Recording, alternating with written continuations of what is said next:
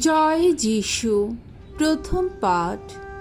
রোমীয়দের কাছে প্রেরিত পলের পত্র হতে বাণী পাঠ। 16 অধ্যায় 3 থেকে 9 পদ, 16 পদ, 22 থেকে 27তম পদ।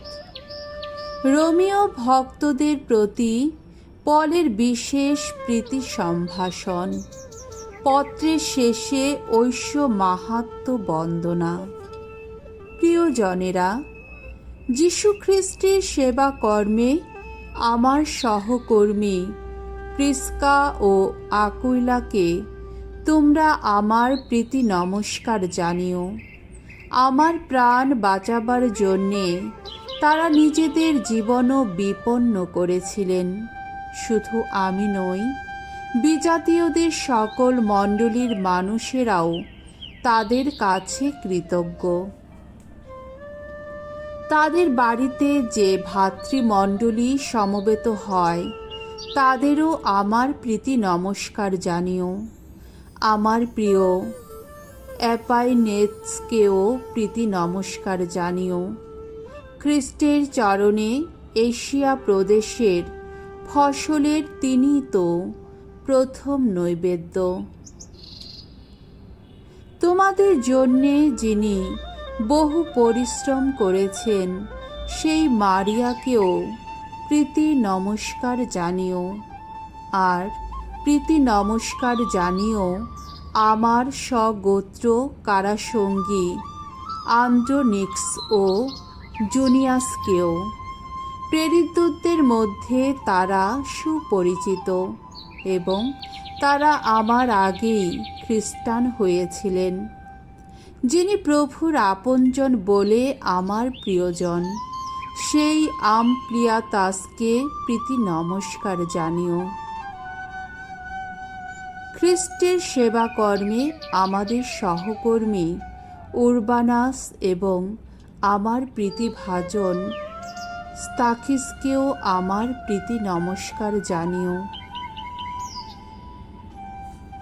তোমরা পবিত্র প্রীতি চুম্বনে পরস্পরকে সাদর সম্ভাষণ জানিও। সকল খ্রিস্ট মণ্ডলীর মানুষেরা তোমাদের প্রীতি নমস্কার জানাচ্ছেন। এই পত্রটির লিপিকার তের্সিয়াসও প্রভুকে স্মরণ করে তোমাদের প্রীতি নমস্কার জানাচ্ছেন। আমি এখানে যার বাড়িতে অতিথি হয়ে আছি, যার বাড়িতে এখানকার সমগ্র মণ্ডলীর সভা বসে, সেই গায়ুসও তোমাদের প্রীতি নমস্কার জানাচ্ছেন। আর প্রীতি নমস্কার জানাচ্ছেন এই নগরের কোষাধ্যক্ষ এরাস্তস আর আমাদের ধর্মভাই কুয়ার্তাস। ঈশ্বরের মহিমা বন্দিত হোক। তিনি তোমাদের শক্তি দেবার ক্ষমতা রাখেন, যাতে আমি যে মঙ্গল সমাচার প্রচার করি, যীশুখ্রিস্টের সম্বন্ধে যে বাণী ঘোষণা করি, স্বয়ং ঈশ্বর অলৌকিকভাবে যে রহস্যাবৃত সত্যের প্রকাশ ঘটিয়েছেন, তোমরা যেন সেই অনুসারেই জীবন যাপন করতে পারো। সেই সত্য অনাদিকাল থেকে অকথিত ছিল, কিন্তু আজ তা প্রকাশিত হয়েছে এবং প্রবক্তাদের গ্রন্থগুলির মাধ্যমে শাশ্বত ঈশ্বরের আদেশ অনুযায়ী তা সমস্ত বিজাতীয়দের কাছে ঘোষিত হয়েছে, তারা যাতে তার প্রতি বিশ্বাস ও আনুগত্যের পথে এগিয়ে আসতে পারে। যিনি একাই শুধু জ্ঞানময়, সেই ঈশ্বরের মহিমা যীশুখ্রিস্টের বন্দনায় বন্দিত হোক কালে কালান্তরে। আহা, তাই হোক। প্রভুর বাণী। ঈশ্বরকে ধন্যবাদ। সামসঙ্গীত 145, 2 থেকে 5, 10 থেকে 11 পদ। ধো, হে বিশ্বরাজ, চিরদিন আমি গাইব তোমার নাম। ওগো, প্রতিদিন প্রশস্তি করব তোমার, নাম কীর্তন করব তোমার চিরদিন চিরকাল।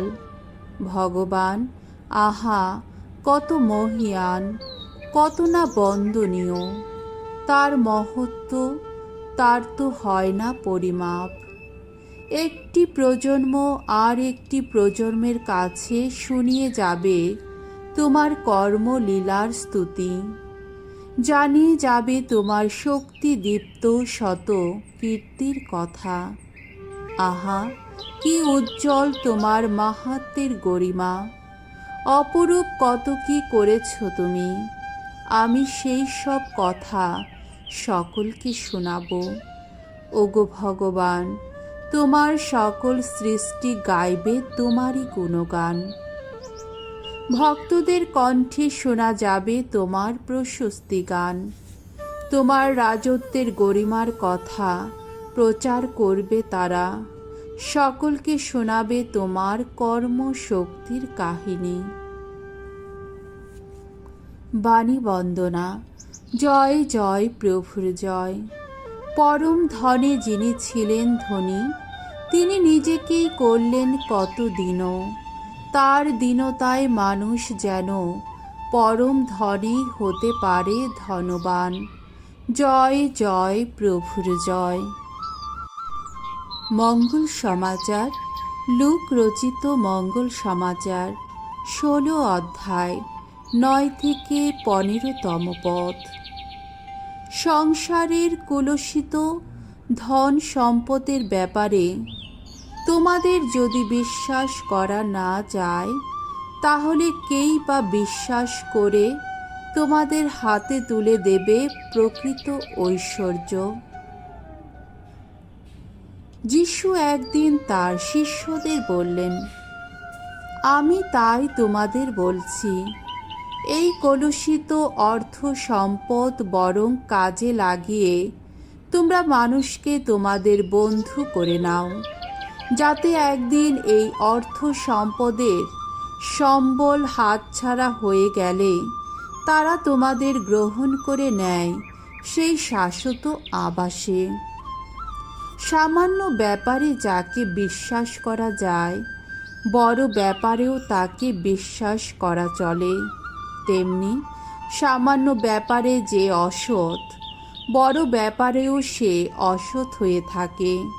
তাই এই কলুষিত অর্থ সম্পদের ব্যাপারে তোমাদের যদি বিশ্বাস করা না যায়, তাহলে কেই বা বিশ্বাস করে তোমাদের হাতে তুলে দেবে প্রকৃত ঐশ্বর্য।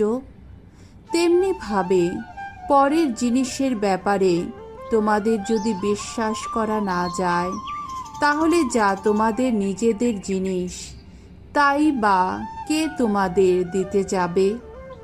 কোনো চাকর কখনো একই সঙ্গে দুই মনিবের সেবা করতে পারে না।